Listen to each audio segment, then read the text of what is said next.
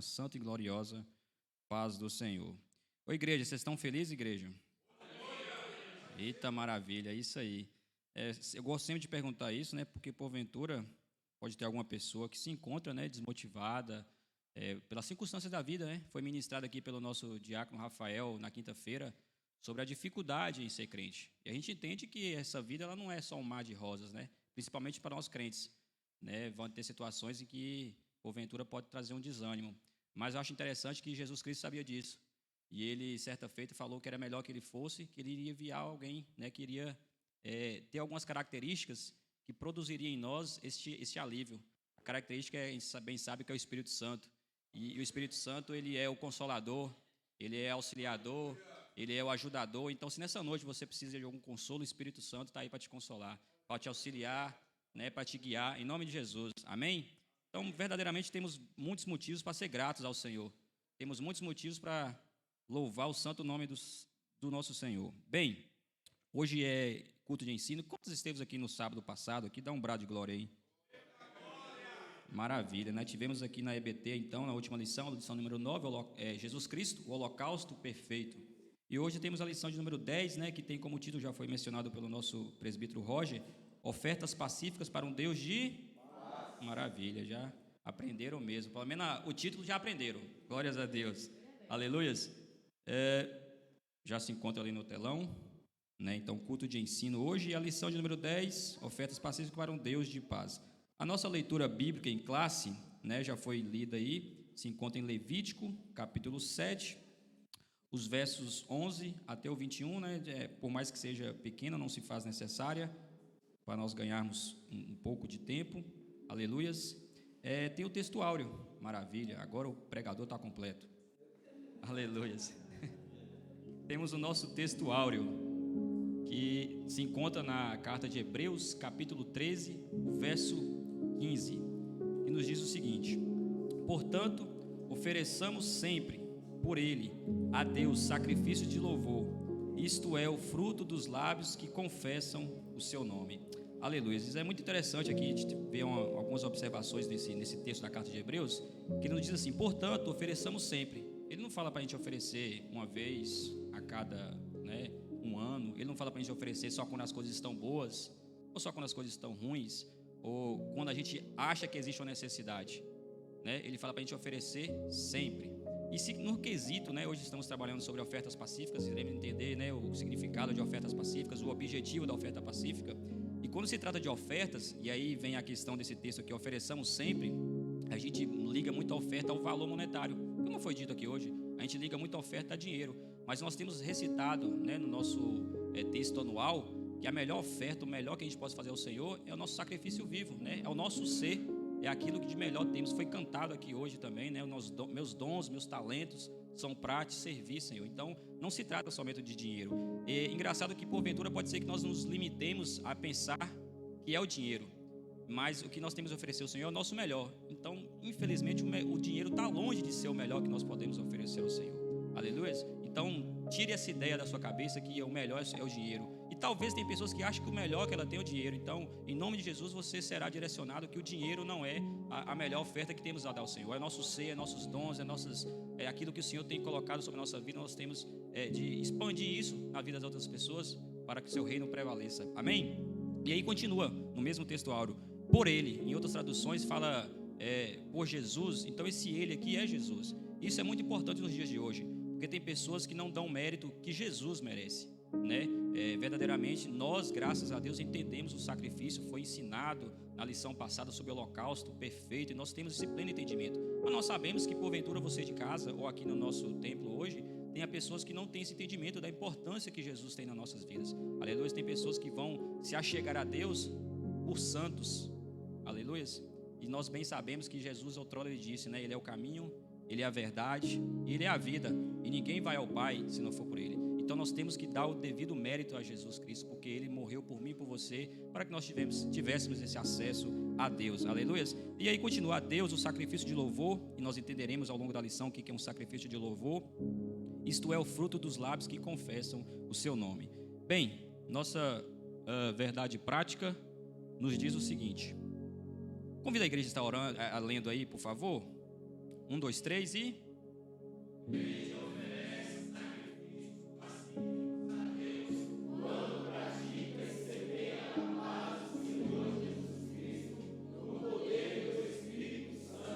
Maravilha. A verdade prática ela tem dois objetivos, né? Primeiro, a verdade prática ela é porque ela é prática de se entender, e a prática também para nós praticarmos, né? Inclusive, a observação que eu tenho aqui sobre essa verdade prática é que ela nos diz assim: o crente oferece sacrifícios pacíficos a Deus quando pratica, né? É muito gostoso a gente vir aqui no culto de ensino, no culto da EBT, nos outros demais cultos, até mesmo nos nossos devocionais em casa. É muito gostoso a gente aprender da palavra do Senhor. Mas de nada vale se nós não praticarmos a palavra do Senhor. Isso é o verdadeiro testemunho, né? Porque eu recentemente aprendi o que é autoridade. Autoridade é você falar aquilo que você faz. E na vida aí as pessoas têm feito a hipocrisia, né? Que é o contrário da autoridade. As pessoas elas falam o que é para ser feito, mas elas não exercem aquilo. Então, quando na nossa intimidade, aqui nos cultos, nós estivemos aprendendo aqui recentemente não, de todo o ano aqui, sobre como, né, nos apresentarmos, nos santificarmos, adorarmos, né? Então, que nós possamos praticar isso. Isso não seja só encheção, que nós não seja só bajulação, mas que isso possa exercer de forma nítida, de forma literal nas nossas vidas. Amém? A prática é de extrema importância na nossa vida. Aleluias!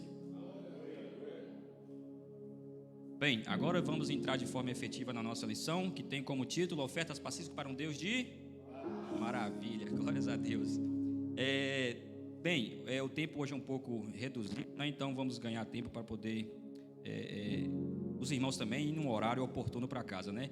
Temos hoje a obrigação de trazer 3 tópicos, e dentro de cada tópico tem 3 subtópicos. Então, ao todo será 9 aí que nós estaremos, né, compartilhando com os irmãos aquilo que o Senhor tem ministrado em nossas vidas. Amém? Bem, o primeiro ali é a excelência da oferta pacífica. E aí vem o tópico 1, é a oferta pacífica, o 2, tipos de ofertas pacíficas, e o 3, objetivos das ofertas pacíficas. Amém? Então, o primeiro, ofertas pacíficas. Talvez a mesma dúvida que gera dentro de você foi a que gerou em mim, talvez, né? Talvez alguns já saibam, outros não, já tivemos essa aula, né, anteriormente, mas já passou algum tempo, talvez você tenha esquecido. Mas você deve estar pensando, o que é oferta pacífica? Né? O que ela é na aplicação mesmo, oferta pacífica, né? A oferta pacífica, principalmente no Antigo Testamento, né? Basicamente, a oferta pacífica ela tem algumas características. A sua voluntariedade, ela é uma oferta voluntária. Lemos aqui que temos que levar algo, né? Naquela altura, antigamente, tinha que levar alguma coisa ao sacerdote, e aquele ritual que tinha que ser feito. Mas a ênfase maior dela é a sua voluntariedade, é a gratidão que surge. Tem gratos aqui essa noite? Então vocês têm a opção, têm o pleno entendimento de compreender que é algo voluntário, né? Algo voluntário de agradecer a Deus. E aí tem outra característica da oferta voluntária, da oferta pacífica, que é a voluntariedade de agradecer a Deus por algo que já tenha acontecido. Então acontece alguma coisa, aí mais na frente, posteriormente, você vai e exerce a gratidão voluntariamente, porque você é tão grato por aquilo que você recebeu, que você faz alguma coisa ao Senhor, seja ofertar alguma coisa, seja fazer um culto, seja alguma situação que você vai dedicar ao Senhor. E também a outra característica de ser voluntário, você pelo quesito que já aconteceu, você é grato, mas também por algo que você crê que irá acontecer a você. Então existem essas duas situações sobre a questão da oferta pacífica. Você exerce ela por algo que já aconteceu ou por algo que irá acontecer posteriormente, crendo que o Senhor é poderoso para te dar aquilo que você porventura deseja, precisa. Aleluias. A nossa lição fala o seguinte sobre esse primeiro tópico: a oferenda ou oferta, para ser caracterizada como tal, deveria ser acompanhada de ações de graças. Nenhuma petição era admitida. Naquele momento, o crente hebreu tinha como único desejo adorar e agradecer ao Senhor por todas as bênçãos, galardões e livramentos. É interessante desse tópico que a revista nos traz, é sobre nenhuma petição era admitida. E obviamente nós temos um exemplo disso aqui, né? Temos a nossa festa da gratidão, que foi intitulado que nenhuma pessoa, que não era permitido, né, pedir. E isso não é a ideia do nosso pastor. Eu vim descobrir que isso já existia na palavra do Senhor. E isso se torna mais poderoso ainda, porque talvez se fosse invenção do pastor, alguém poderia vir contra. A ideia de homem não faz sentido, não concorda, discorda, mas é a palavra do Senhor. E nós sabemos que a vontade dele é boa, é perfeita e agradável. Então essa ideia ela é boa, ela é perfeita e ela é agradável. Aleluias. E aqui nos falam, naquele momento, o crente hebreu, quando surgiu, né, essa oportunidade de oferta pacífica ao Senhor, tinha as questões, né, que eram pelas bênçãos, pelos galardões, pelos livramentos. E quantos de nós, né, não recebe bênção, não recebe livramentos do Senhor? Aleluias. Então, oportunidade para exercer a oferta pacífica ao Senhor é que não nos falta. Aleluias. O interessante, eu me lembro quando eu surgi aqui, eu não tenho certeza, mas a festa da gratidão surgiu aqui em 2020. Os irmãos me corrigem se eu estou enganado. 2020, foi? Enfim, eu comecei a participar, acho que foi em 2020, por aí, foi quando eu cheguei em agosto, e já tinha passado o agosto praticamente. Mas enfim, a questão não é essa. Eu lembro que na primeira oportunidade que eu participei da festa da gratidão, eu lembro que o pastor falou aquela situação de que era proibido pedir, e eu achei aquilo interessante. Só que na festa toda, porventura, acho que pelo automático, eu acabei pedindo algumas vezes, eu me policiava. E passei o primeiro ano, infelizmente, né, me corrompendo ali naqueles momentos ali pedindo. Mas eu achei a ideia interessante. Eu lembro que ao longo do restante do ano eu comecei a exercer somente o agradecer ao Senhor. E isso me virou uma chavinha interessante, que eu comecei a agradecer a Deus por coisas que talvez eu não agradecia. Eu comecei a lembrar de coisas que eu tinha que ser grato, coisas que às vezes é mínima na nossa vida e a gente não exerce, porque os pedidos sobressaem aquilo que nós temos que agradecer ao Senhor. Aleluia. Então é de extrema importância nós começarmos a exercer a gratidão ao Senhor. E não espere só a festa da gratidão. Comece a exercer a gratidão ao Senhor a partir de agora, a partir de hoje. Aleluia. Glórias a Deus. E eu tenho certeza, por exemplo, muitos de nós têm a fé de Tomé, né? A gente só acredita naquilo que vê. Aleluia. Por exemplo, no tocante aos livramentos, tem pessoas que só acreditam no livramento quando ele vê algo que livrou ali naquela hora. Um pneu estourou, uma coisa caiu perto dele, ele fala: "Oh Senhor, obrigado por este livramento". Só que eu tenho fé suficiente para acreditar que o Senhor me livra de coisas que nem sequer eu vejo. Aleluia. Eu trabalho de motorista de pesados aí, irmão, e eu percorro 300 km, 200 km. É sério mesmo que você acha que em nenhum momento eu corro um risco ali? É sério que em nenhum momento o Senhor não tem me livrado? As orações de pessoas que oram por mim, que intercedem por mim, e a graça do Senhor não tem sido sobre a minha vida? Aleluia. E assim também como a vida de vocês. Então que nós não esperemos ter a visão daquilo que aconteceu, mas nós sejamos gratos pelo aquilo que a gente não vê. Isso é fé, é crer naquilo que não se vê. Aleluias. Bem, agora o tópico de número 2, tipos de ofertas pacíficas. Aleluias. A lição nos fala o seguinte sobre esse tópico, né? Nós aprendemos agora o que é oferta pacífica. Basicamente é uma gratidão voluntária que vai surgindo dentro da gente. Eu acredito que cada irmão aqui entende isso, porque tem pessoas gratas. Se você exerce a gratidão, você já teve esse sentimento e tem esse sentimento dentro de você. Então, tipos de ofertas pacíficas, né? A lição nos fala assim: as ofertas pacíficas compreendiam 3 modalidades. Repitam comigo, 3 modalidades. Maravilhas. A primeira é ação de graças, a segunda é o voto e a terceira é a oferenda movida diante do altar. Aleluias. Então, talvez para ficar menos confuso, eu vou tentar ser um pouco ilustrativo. Imaginemos que a oferta pacífica seja uma árvore e essas 3 modalidades sejam seus galhos. Amém? Então, a oferta pacífica, né, que é o título da lição, é uma árvore, e as 3 modalidades que nós iremos, né, nos deter aqui agora são esses ramos, são esses galhos dessa árvore. Amém? Que são ação de graças, o voto e a oferenda movida diante do altar. A primeira é a ação de graças, e a lição nos fala o seguinte sobre ela: a fim de agradecer ao Senhor por um favor recebido. Então note que lá no início eu falei que sobre a oferta pacífica, você recebia alguma coisa e depois vinha uma gratidão voluntariamente dentro de você e você fazia alguma coisa para o Senhor. Então se aplica na ação de graças. Obviamente eu acho que nós todos aqui temos a compreensão do que é uma ação de graças. Aqui nós já ouvimos falar, já praticamos a ação de graças sem você até mesmo saber, você deve ter exercido isso, nem saberia. Mas então só vai ser oferta pacífica na modalidade ação de graças depois que você recebeu algo da parte do Senhor. Se você não recebeu, tem outro nome para isso, vai ter outro nome na lição. Mas se você já recebeu da parte do Senhor, isso é uma ação de graças que você vai exercer. Aleluias. Eu lembro que o meu primeiro contato com o Evangelho, com a palavra do Senhor, com a igreja, foi na Igreja Batista, na qual me batizei lá na minha cidade. E eu lembro que a liturgia deles semanalmente era parecida com a nossa, terça, quinta, e a diferença era no fim de semana, que aos domingos era EBT pela manhã e à noite tinha um culto normal. Mas no decorrer da semana, nos outros dias vagos, eles tinham cultos em famílias, que eram cultos que a gente conhece como célula, como pequenos grupos. E meu primeiro contato com a ação de graça foi isso, porque a gente ia nesses cultos, na casa dos irmãos, e eu confesso que não existia nenhuma dificuldade de ter pessoas disponíveis para cultuar, para soltar a sua casa, né, para poder receber os irmãos, porque era todos os dias tinha pessoa querendo oferecer um culto de ação de graça. E lá eu descobri diversos testemunhos, eu entendi o que era uma ação de graça, porque pessoas tinham recebido livramentos, tinham recebido curas, tinham recebido o que a lição nos propõe, um favor recebido. Eles tinham entendido alguma coisa da coisa do Senhor e eles ofereciam um culto. Então isso não se detém, como eu disse no início, não se detém somente uma oferta, mas se detém um culto, se detém a você, se detém assim uma oferta, porventura alguém deseja. Então tem várias possibilidades de ofertarmos ao Senhor aquilo que Ele tem nos proporcionado. Aleluias! A igreja está entendendo? Dá um amém? Bem, o segundo que foi dado aqui sobre a lição é o voto. Então a lição nos diz o seguinte sobre o voto: nos momentos de angústia, os filhos de Israel faziam votos ao Senhor, prometendo-lhes ofertas pacíficas. Vou repetir: nos momentos de angústias, os filhos de Israel faziam votos ao Senhor, prometendo-lhes ofertas pacíficas. Verdadeiramente a gente tem que ter uma atenção a mais sobre a questão do voto. A gente vai entender que, primeiramente, aqui falamos dos momentos de angústia. Então, momentos de angústia traz um certo desespero, e momentos de desespero traz também atitudes desesperadas. Aleluia. Então requer uma certa coerência, uma certa paciência, um certo entendimento sobre a questão do voto.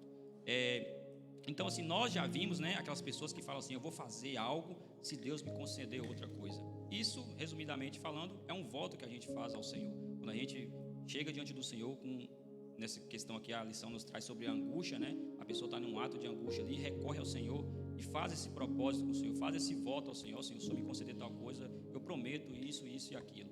E é isso, então, é um voto. Ou seja, ao contrário do outro, né? Antes de você receber, você promete algo ao Senhor. E tem pessoas que até começam a cumprir algo que o Senhor tem desejado, ministrado no coração daquela pessoa. Eu, particularmente, não lembro de eu ter feito voto, mas eu conheço pessoas que já fez voto, já foi cumprido. Então vale a pena falar: minha esposa, esse trabalho na hora que ela está hoje é um trabalho que veio de um voto. Eu lembro que na altura ela estava, trabalha 3 meses ali, 2 meses aqui, ela estava já desgostosa com toda essa situação, angustiada com isso, e ela fez um voto ao Senhor: Senhor, se o Senhor me conceder esse trabalho, tudo certinho, eu vou dar tantos por cento do meu primeiro ordenado. E pronto, calhou bem, e aí até hoje ela está efetiva e tudo mais. Então o voto valeu mais do que a pena. Amém? Temos a terceira parte, então, que é a oferenda movida, né? A lição nos traz o seguinte sobre a oferenda movida: na última etapa, o adorador entregava a oferta pacífica ao sacerdote, que, seguindo o manual levítico, aspergia o sangue do sacrifício sobre o altar. Até então, isso já é notório para a gente, né, sobre estudar a lição. Em seguida, queimava a gordura do animal. O peito era entregue a Arão e aos seus filhos. No último ato do sacrifício, o sacerdote movia a parte mais excelente da oferenda perante o altar, o peito e a coxa. Sobre essa terceira possibilidade, modalidade aqui das ofertas pacíficas, ela não é tão comum nos nossos dias. Hoje em dia não existe mais sacrifício de animais, então obviamente a gente não vai tirar o peito ou a coxa de um determinado animal. Mas aqui fala sobre a questão da excelência, né? Então nós temos que entender que tudo aquilo que nós ofertarmos ao Senhor tem que procurar ter o máximo de excelência possível. Aleluias. Mas também, no tocante a isso, o Senhor me fez entender outra situação.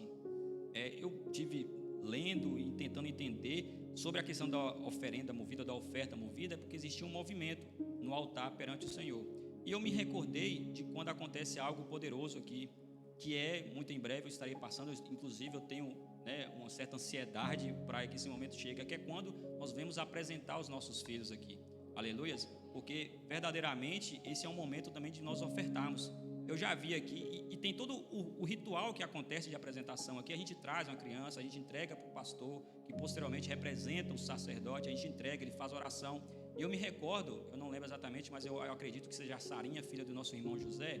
Na época que foi apresentar ela, o pastor fez uma indagação para ele: vocês têm entendimento do que vocês estão fazendo aqui? Vocês estão tendo, a plenitude do que vocês estão fazendo aqui? Vocês querem entregar ela ao Senhor mesmo? E eles concordaram, entregaram. Então o pastor pegou, orou ao Senhor. E aquilo eu tenho plena certeza. Hoje ainda não tenho a minha filha nos meus braços, mas ela para mim é meu tudo agora. Ela me representa, ela é meu amor, meu xodó já. E verdadeiramente eu estarei entregando a minha melhor parte da minha família, que será a minha filha, no altar do Senhor. Aleluias.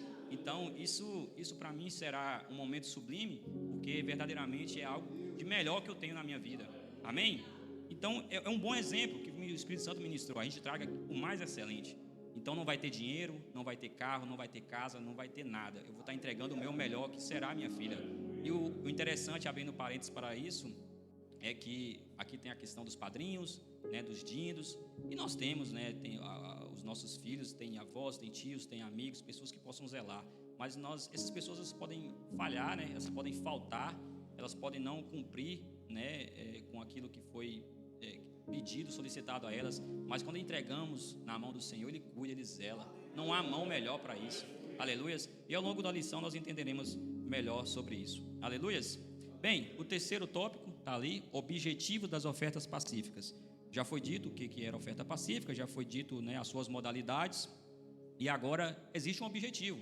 Ela também não era feita só por fazer, só para cumprir, né, um ritual ali qualquer. Não, ela tem um propósito. E a lição nos fala duas coisas bem claras, que não requer nem muita explicação, ela é bem prática na sua abordagem, que nos fala assim: a primeira característica dos objetivos da oferta pacífica é aprofundar a comunhão entre Deus e o crente.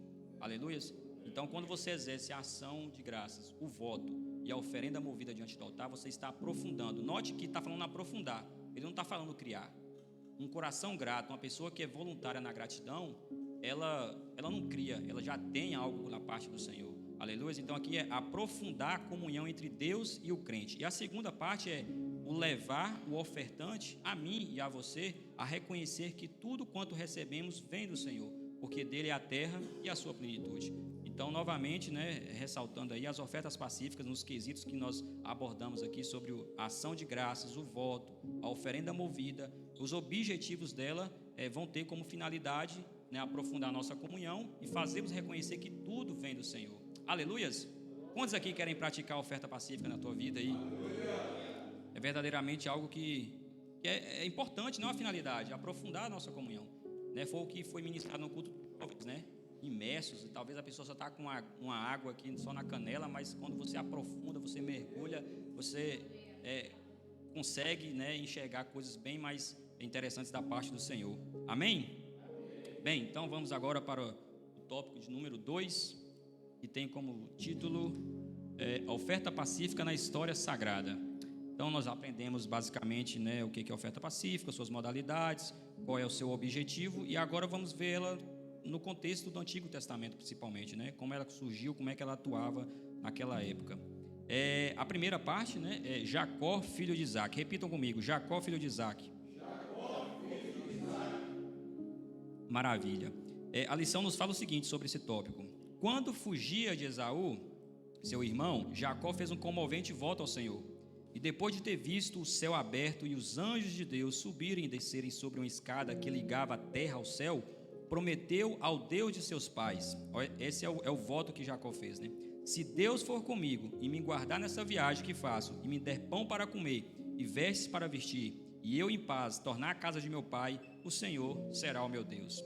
Aleluias. Só para a gente poder fazer uma breve reflexão sobre isso aqui, essa questão de Jacó, filho de Isaac, a gente entende que Jacó é um dos patriarcas, né? Abraão, Isaac e Jacó.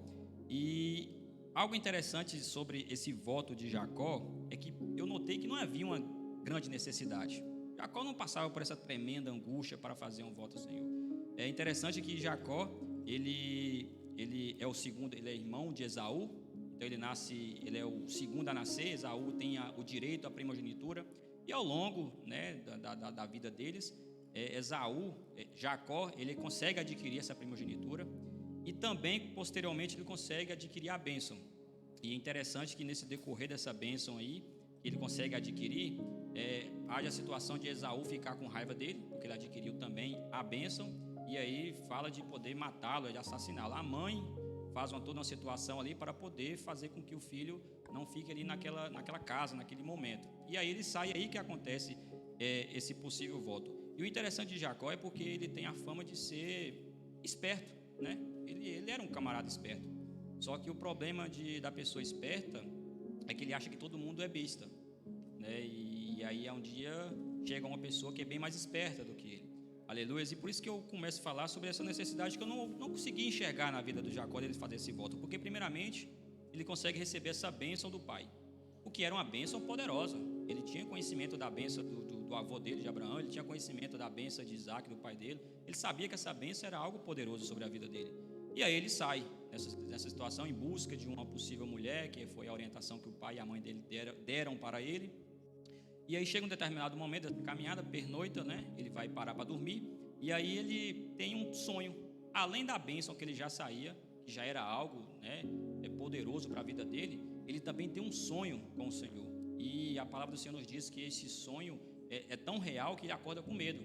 Jacó, ele acorda com medo. Ele fala: temível é este lugar, porque a presença do Senhor é sobre esse lugar, está neste lugar. Ele edifica ali uma pedra, né, joga azeite, fala que a coluna como a presença do Senhor sendo representada ali. E mais uma vez, naquela promessa que o Senhor faz, também é algo poderoso. É, digamos, uma confirmação da bênção do pai dele e a promessa do Senhor. E ele não tinha dúvida, porque ele ficou com medo, inclusive, né, daquele sonho que foi dado sobre ele. E aí eu não consegui enxergar uma angústia para ele poder fazer esse voto, porque a lição nos fala que no momento de angústia as pessoas faziam voto.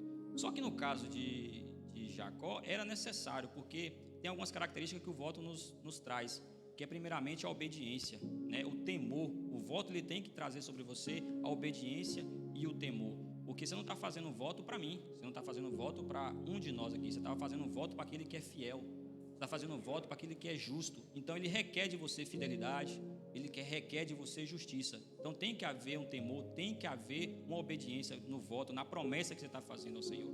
E porventura Jacó, naquela decorrer da vida dele, ele achava que ele conseguia, né, ser esperto, e naquele momento ele achava, porque é o voto do que ele fala: se Deus for comigo e me guardar nessa viagem que faço, e me der pão para comer e veste para vestir, e eu em paz a casa do meu pai, e eu em paz tornar a casa do meu pai, o Senhor será o meu Deus. Aleluia. Tudo isso que ele solicitou, que ele pediu um voto ao Senhor, isso já estava prometido para ele. Isso já era a bênção que acompanhava sobre a vida dele.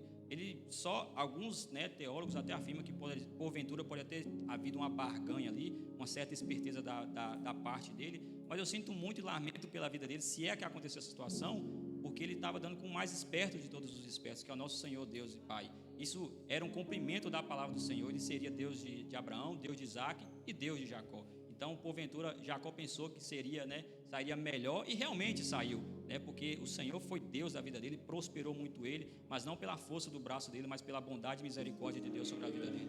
Aleluias. Então, o segundo que nos diz é Ana, mãe de Samuel.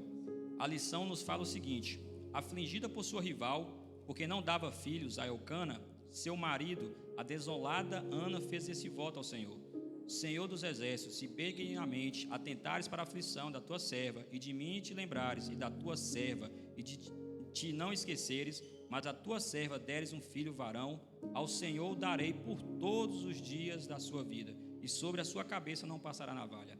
Após haver desmamado Samuel, entregou ao Senhor, cumprindo a ordenança quanto ao sacrifício pacífico.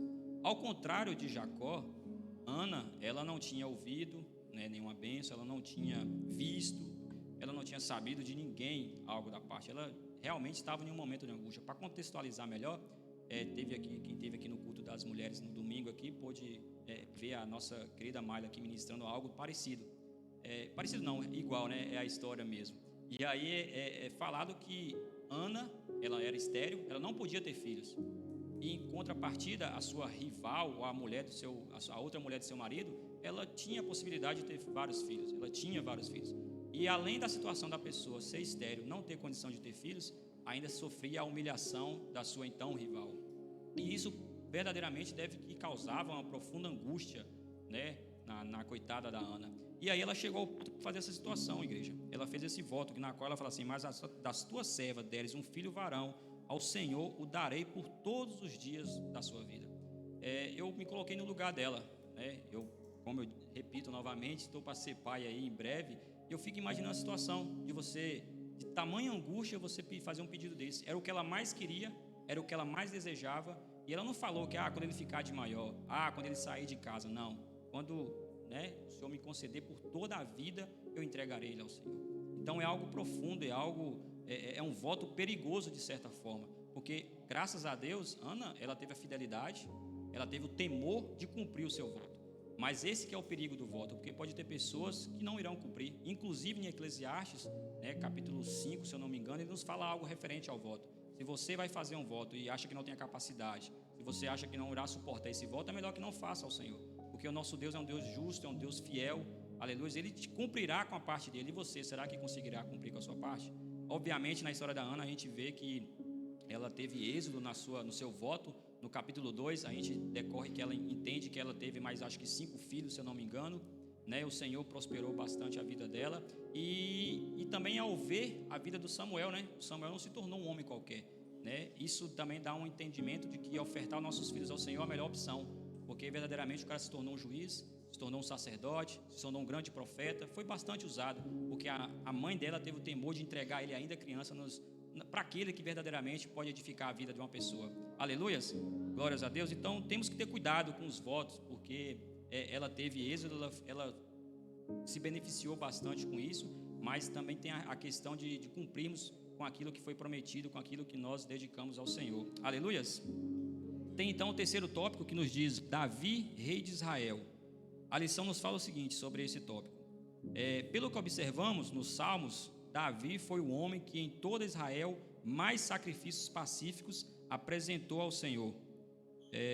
Aliás, os seus cânticos já são em si mesmo um sacrifício pacífico ao Senhor. Eu poderia vir aqui trazer uma história, trazer uma citação da palavra do Senhor sobre Davi, mas como a lição nos fala assim, pelo que observamos, então eu convido a igreja a ler os salmos com esse entendimento da oferta pacífica, e nós iremos nos deparar com vários salmos de Davi lá, que ele expõe toda a sua gratidão, né, o entendimento de que todas as coisas vêm do Senhor, porque as vitórias vêm do Senhor, a benevolência vem do Senhor, o cuidado vem do Senhor, a misericórdia vem do Senhor. Ele ressalta isso lá de forma poderosa. Temos um salmo muito conhecido, né, o Salmo 23, o Senhor é meu pastor e nada me faltará. Isso é um reconhecimento, né, de uma oferta pacífica, ele entendendo que tudo é do Senhor e que nada faltará. Porque se não vai faltar nada é porque o Senhor tem tudo para oferecer para aquele que segue os seus caminhos. Aleluias.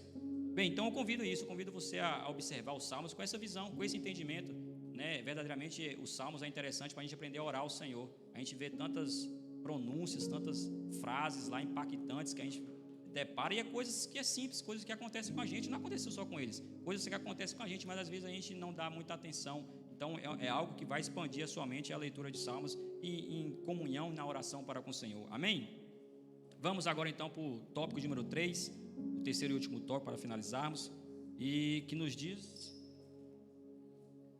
a oferta pacífica na vida diária. Então já aprendemos o que é oferta pacífica, já aprendemos ela no Antigo Testamento, então vamos aprender agora ela na nossa vida diária, porque a oferta pacífica não é só dos tempos antigos, antes de Jesus, não, ela é para os dias de hoje também. Amém? Então o primeiro subtópico ali é a consagração incondicional. A nossa lição nos diz o seguinte sobre isso: o melhor sacrifício que um crente pode oferecer ao Senhor é apresentar a si mesmo a Deus. Nós temos recitado o nosso texto anual aí, né, na qual nos diz para nos oferecermos em sacrifício vivo, santo e agradável ao Senhor. Isso, basicamente, resumindo, isso é para nos separarmos, igreja. Isso era para nos dedicarmos, né, e principalmente dedicarmos tempo de qualidade ao Senhor. Porque tem pessoas que só têm dedicado tempo de quantidade. Tem pessoas que passam muito tempo fazendo algumas coisas para o Senhor, mas no final das contas isso não edifica, isso não muda nada, porque é só tempo de quantidade. Não tem qualidade no tempo que ela passa, ela não se consagra ao Senhor naqueles momentos, né?